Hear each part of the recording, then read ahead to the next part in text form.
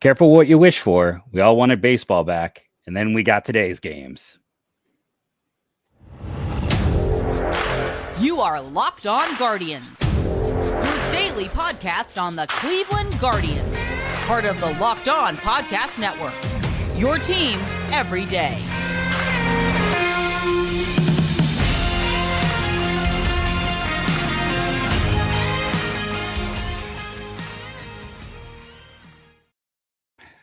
Today's show is brought to you by Sleeper. Swing for the fences on Sleeper picks, and you could win 100 times your money. Download the Sleeper app and use the promo code LOCKEDON. You'll get $100 off your up to $100 match on your first deposit. Terms, conditions apply. See Sleeper's terms of use for details. Currently operational in 30 states. Check out Sleeper today. And their stats are guaranteed to be correct, unlike one of our everydayers. I appreciate you, B Skrills, but saying Aaron Savale was 3-0. And kudos to our other everydayer Beans, who pointed out that for as much as people want to get mad that Savale is currently 1-1 with an ERA a run higher than he is here with a batting average of over 300. Again, I hope he plays well, and I hope Manzardo plays well, and I hope everyone's happy in the end.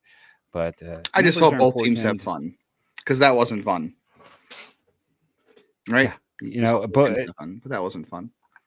No, today was not fun. And, we're going to talk about, these are two very different teams. And it's kind of interesting because, the Dodgers trade deadline was what people scream that the Cleveland Guardians do and get mad about it. Their whole trade deadline was bargain bin shopping. It wasn't about going and adding a star. It was about adding complementary pieces, bench pieces. I mean, they basically just made their bench deeper.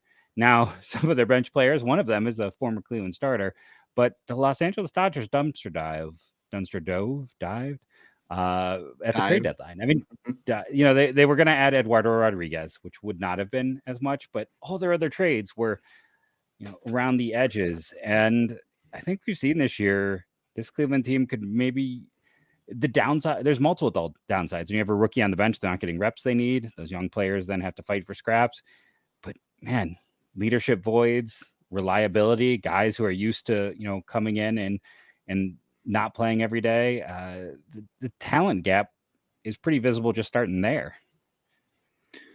Yeah, I mean, this is what I want to go back to with everybody who was saying, the Guardians were 3 out. They were 1 game out of the division at the All-Star break or the trade deadline. Why didn't they go for it? This is why. No performance from Aaron Savale or Josh Bell or Ahmed Rosario at this point is going to get you on the plane of the Dodgers. And that's who you should be comparing yourself to, is the Dodgers. Again, all these teams that have been playing well all year, the Rays, the Orioles, the Dodgers. If you want to really, compare yourself to where you want to be, it's the Dodgers. The Dodgers have not missed the playoffs in over 10 years now, like 13 years. They are consistently in the playoffs every year. I know there's a couple of years they won the wild card because the Giants, had their odd year magic bull crap. And they won World Series. They won World Series this year. But if you want to compare yourself to someone, if you want to be the Dodgers, they are the franchise that, of course they have money, but they also have a very smart front office.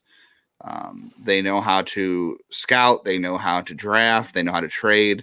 The Dodgers do everything well. I know they only have 1 World Series, and I know it was the 2020 year, so it's, maybe you're going to call it cheap or anything, but just don't compare. The Twins are 66 and 62 in a division that's absolute dog crap. Like the Tigers and the Guardians are just, running a blindfold race for who's going to finish in second place. The Twins, are in a magic shop just goofing around. I don't know what's going on with them. You're not comparing yourself to the Twins. So that's why, there's a reason Josh Bell was a free agent and came to Cleveland. That's for everyone. Sorry to interrupt. Everyone's trying to think. Two quick points. Everyone's like, "Oh, free agency." Josh Bell was universally praised. He came off a silver slugger because of what he did in half a year. He was maddeningly inconsistent, but there was not anyone who I saw who I respected who didn't think, hey, that's because over the course of a year, he puts up good data. And yeah, he's been great with the Marlins. This is what he does. They wanted Jose Abreu. Their top target was Jose Abreu. But when he got 3 years and $52 million, they were like, okay, obviously we're out. And that's smart because you'd have been trapped in a longer deal, and Abreu's been pretty bad. I know he's had a couple more stretches too, but the Astros were in a different spot in the Guardians where they are, again, perennial contenders. For everybody wants to complain about them cheating. That's what I'm saying is you don't want to compare yourself. Oh, we're only 3 games back from the Twins. Okay, so maybe Aaron Savali started today instead of Xavier Curry, but you saw what Josh Bell did here. You saw what Ahmed Rosario did this year, and they were even with those guys, they were 2 games back of the Twins at the trading deadline. They are not the Dodgers. They are not the Rays. You're not comparing yourself to it. This is the AL Central is a mid off, and you don't want to be. No. You don't want to be mid. The other thing too is like people are like, oh, they sold. Better sell than buy. Better to understand where you are. Because let's talk about the Twins who traded Tyler Mahle thinking they were someplace they weren't, and gave up Spencer Steer and Encarnacion Strand, who would both be starting for them.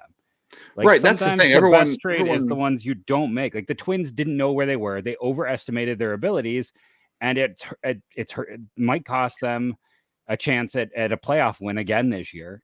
That Tyler Mahle trade is a bad call. That Tyler Mahle trade is the Twins Junior Caminero for Tobias Myers. It is the Yandy Diaz for Jake Bauers trade. That's their trade for that. And Sonny Gray's been fine for them. Don't get me wrong, but like that Sonny Gray trade might also come back and bite them. Like the Chase Petty for Sonny Gray deal. Like they got 2 years, but they overestimated where they were. They went out and signed Correa and kind of assumed greatness was coming. And the Gray thing made more sense to me because you know what Sonny Gray is? Tyler Mahle is not I don't think Tyler Mahle was really changing the face of this AL Central race no matter what he did. Like he's a nice pitcher. I know a lot of people thought he was going to break out. And I think he's a nice pitcher. Sonny Gray had a track record at least when you made that trade. Tyler Mahle, you get 2 really good hitters for a guy who's like, he's kind of Aaron Savali. Like he's not great, but he's fine.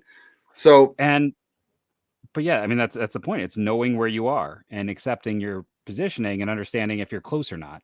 And the Dodgers overestimating your value is it can end up being a killer.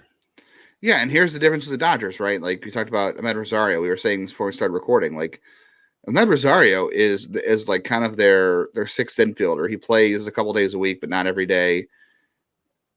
And they're playing against lefties. They're not forcing him at shortstop anymore. Like that's a nice piece on your bench to have. The fact that he runs well and he hits lefties well and he can play a couple infield, an infield spot. That's a nice piece to have on your bench. When you're good enough that guy's on your bench, that's fine. He shouldn't be a starter.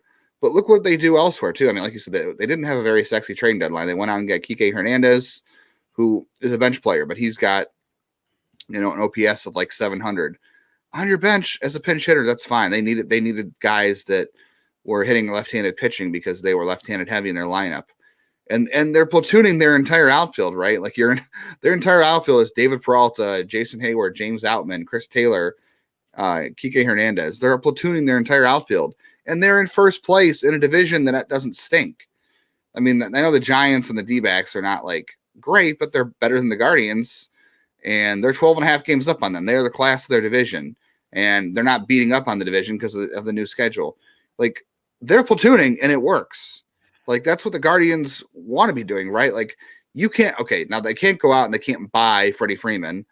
It'd be great if the Guardians could have Mookie Betts fall into their lap like the Dodgers did because the Red Sox were being cheap and not paying for a superstar when they're the Red Sox, which still makes no sense to me. But okay, you have 2 MVP candidates at the top of your order. That does make a lot of other things fall in line. Will Smith is the best catcher in baseball, not named Sean Murphy, or he might be better than Sean Murphy. They're 1A and 1B. Sacrilege. Okay. Yeah. But like 5 through 9, their lineup is not really all that impressive. Like on paper. On paper, it's not, but it gets the job done because what do? You have 2 superstars. You have 2 superstars to balance things out. Yes. But you maximize your roster on the fringes. That's the difference between the Guardians now and Cleveland in 2013. Like Mike Aviles was a nice bench player, right? Ryan Rayburn hit lefties. You had Ryan Rayburn or Brandon Geyer. Jason Giambi was veteran presence, which I think we're going to talk about a little bit today. Veteran presence. Yan Gomes was a nice bench player that year. Like they had a good bench.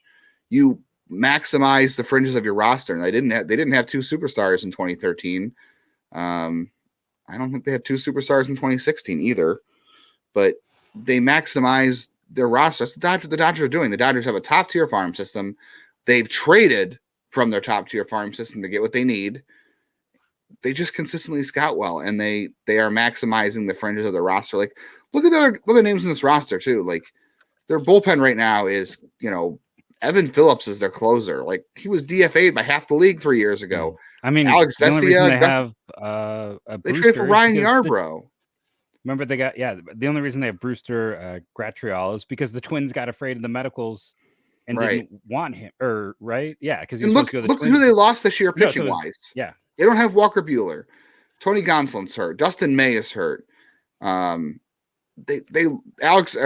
Trinan's hurt, who is a big part of their bullpen. Like, these guys are all hurt, and they keep finding guys. Gus Varland was returned to them on a Rule 5 pick. Gus Varland looked great today against the Guardians. He just blew them away.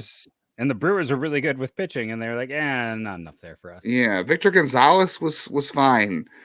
Ryan Brazier, I thought, was going to be out of the league 2 years ago, and the Red Sox finally got rid of him, and he has been looking great. I mean, they just do well on the fringes, and they still have a very good farm system. That's where the Guardians need to go. Like, that's who you compare yourself to, not the Twins and their passable. I'm sorry, that's a C minus, a D. That's not who you're comparing yourself to. There's a big gap. I mean, I feel like there's not a big gap, but there is. On the field, there's a big gap. But, like, you look at that lineup, you're like, okay, they've got a bunch of veterans who, Jason Hayward was ready to be washed out of the league a couple of years ago. He wasn't even starting barely after 2016. David Peralta was a last-minute pickup, or Miguel Rojas can't hit. Like, it is easy to do when you have two superstars at the top of your order. I get that, and that's going to be hard for the Guardians to replicate. But the rest of it they can do. Max Muncy can play like four positions, hit for power, walk a lot. I understand people look at the batting average and be like, yucky, but dude's productive and flexible, and there's value in that. So, and they always seem, like you said, they have weird drafts, but they always find diamonds in the rough. They always find talent. Now that they've struggled to a small degree producing hitters. I mean, James Outman is a rookie who's found success for them. There is a lot of parallels in some regards with Cleveland. Michael Bush has not been able. He's kind of was one of their star prospects who hasn't turned around. Lux hasn't quite stepped in. But what they've been great at is Will Smith. They did, but I think in a lot of respects, what they do best is, I don't know if I want to say fixing dudes. It's interesting with, I know we got to run to break with Bellinger having to go elsewhere to get fixed, but like Chris Taylor was a nobody. Kike Hernandez, before he got there the first time, was a nobody. Hayward is a nice Peralta were coming. Well, Peralta still had some trade value last year, but these are guys who struggled and they are able to kind of right the ship. So basically, this is my way of saying maybe Cleveland's next manager should be the hitting coach for the Los Angeles Dodgers. I think they've already had a couple of hitting coaches hired away, if I'm not mistaken. Was it Robert Van Scoyoc, who was one of the Launch Angle Revolution guys? Yeah. Like, he was the guy that turned Justin Turner around. That's another win for them. Justin Turner was DFA'd by the Mets. He was going to go out of the league, and then the Dodgers turned his career around. Yeah, like I said, again, for all the people who complained about this team not going for it, Van Scoyoc is still their hitting coach from 2019 to present. It's a big difference, though, between being the hitting coach and the manager. That's two very different jobs, obviously. But he also, he's also someone who has credit from JD Martinez for helping him turning his career around. Yeah, back in 2013. Yeah. So. All right. Well, more of that to come. Leadership, guys on the waiver wire the Guardians do not need. Coming up on Locked On Guardians.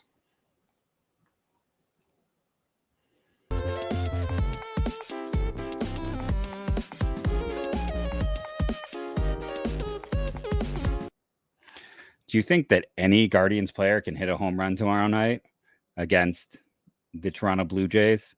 Nope. Well, I don't. So I wouldn't go for home runs. I wouldn't use stolen bases. I would maybe go strikeouts with this staff. I go and do strikeouts if you were going in sleeper. I think that's where you want to go. You want to grab a pitcher, go with a Williams or a Bybee of late, and bet and use strikeouts as your stat category. And on sleeper, you could swing for the fences with up to 100 times payouts, or burn away to the I don't know. I don't have a good one for pitchers. All you have to do is choose 2 or more players that you like, select more or less on a stat category like home runs, strikeouts, hits, and more. Get your picks right, and you could win big.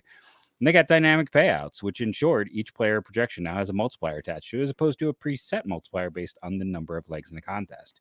So with dynamic payouts, also comes more stat categories to place contests on. You can get higher payouts than other apps with less picks. And sorry, I'm trying to. There we go. Use the promo code Locked On, and you'll get up to a $100 match on your first deposit. Terms and conditions apply. See Sleeper's terms of use for details. Currently operational in over 30 states. Check out Sleeper today. They'll put you in a hold. The Guardians offense will try to get out of its hold on Friday as they head to Toronto. It's Tanner Bybee and Chris Bassett, old friend from the University of Akron. Greatest player in University of Akron history.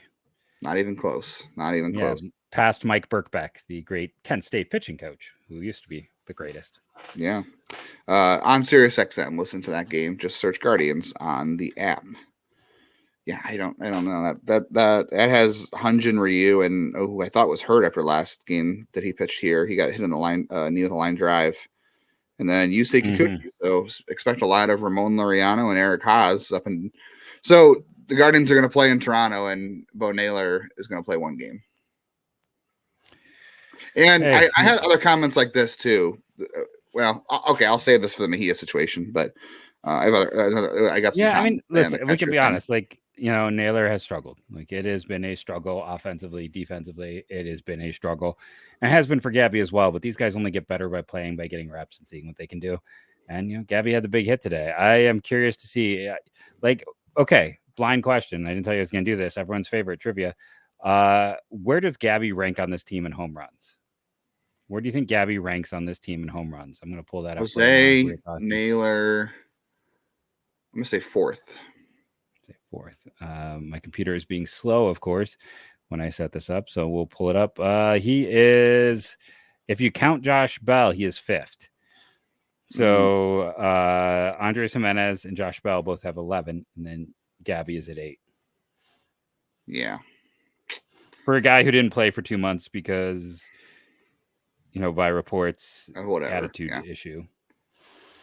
Yeah, and a guy who also, the Dodgers' worst home run hitter today, I think, was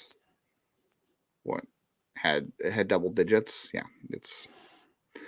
What do you make of Brayan Rocchio being sent down while we're talking about the bench here? Because what does that mean for Gabby? I think it's a good thing for Gabby, but it's more related to the fact that Rocchio has been swinging out of his shoes. Like he has never struck out like this in any level. Yeah, it's not. He was hitting for less power this year and getting on base more. It's like he completely tried to flip the switch when he got to the big leagues, and that's just the Guardians said don't hit for power. You're never going to make the majors if you hit for power, Brian. You have to hit for average. You have to have more singles up the middle. You're never going to make the majors if you have more home runs. Yeah. If he would have hit his first career home run in his first at bat, been down immediately. Yeah, you can't do that. You can't show the rest of the team with that power, man. You got to go more singles up the middle. They show him videos of Nolan Jones and say, "We'll send you to Colorado," and everyone's like, "No, not Dick Monfort, no." And then Nolan Jones is hitting second for them in Colorado. That's the threat. We're gonna make Rocchio play for the bottom 5 owner.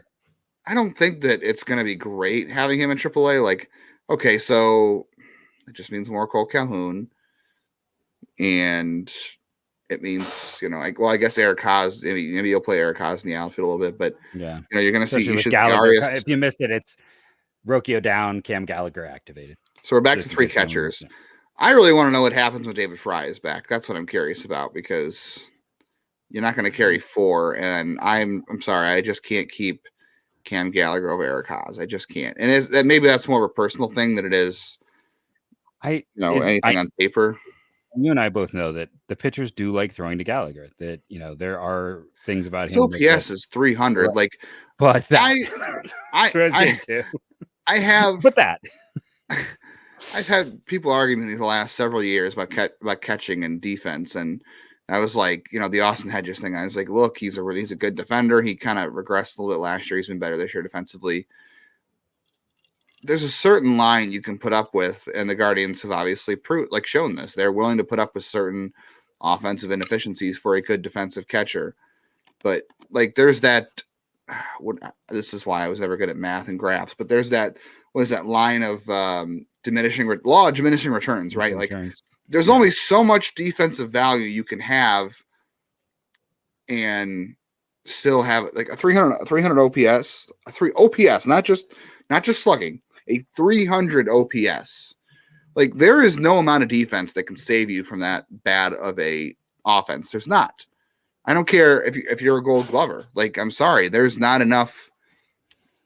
And anybody who hits like that's not starting anyway, so that's a moot point. But there is not enough defense in the world to save you from that line. Like, he's a negative WRC plus. Even Austin Hedges wasn't that bad.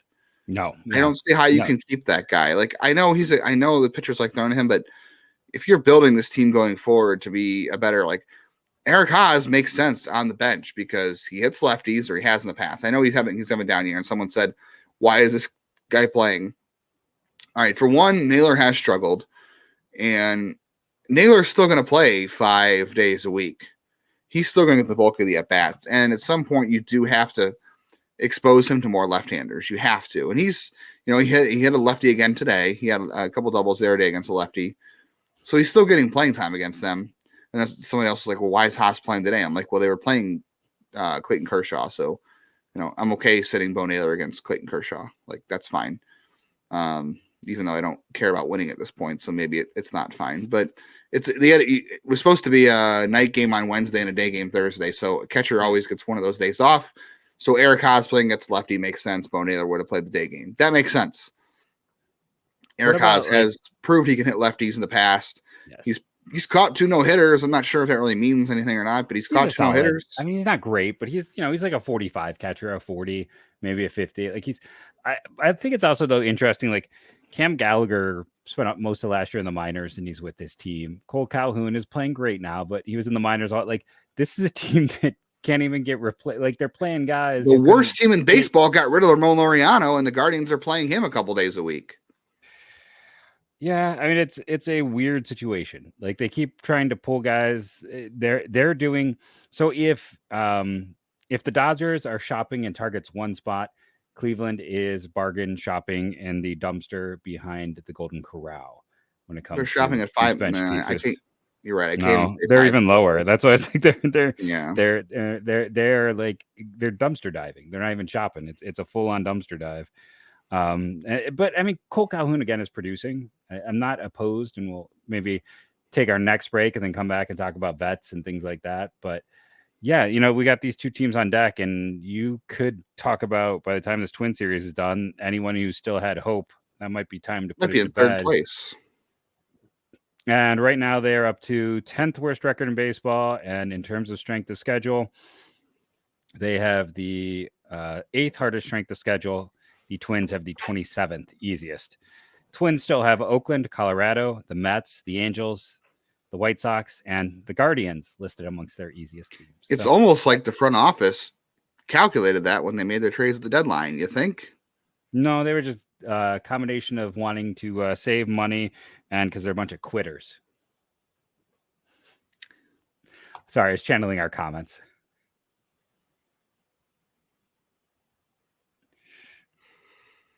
Guardians going north of the border this weekend. You can listen to each game Friday at 7, Saturday at 3, and Sunday at 1:37, just to be fun. On your Sirius XM app, just search Guardians. Tanner Bybee, Logan Allen. Peacock game on Sunday, or is it just a random? It's a random. It's a 1:37 start. Yeah, I think Guardians home games on Sundays is 1. Yeah, it's like noon. Guardians are playing at like 1:40 on Sundays at home now, so I'm not sure what that's about. Maybe it's to get out of church. I don't know. Noah Syndergaard gets us. Don't have to spend money on lights. They want to start earlier then. Yeah, they're just gonna keep. I don't know. I've had way too much of Twitter and the comment section and everyone being mad. What is Twitter? I don't know what that is.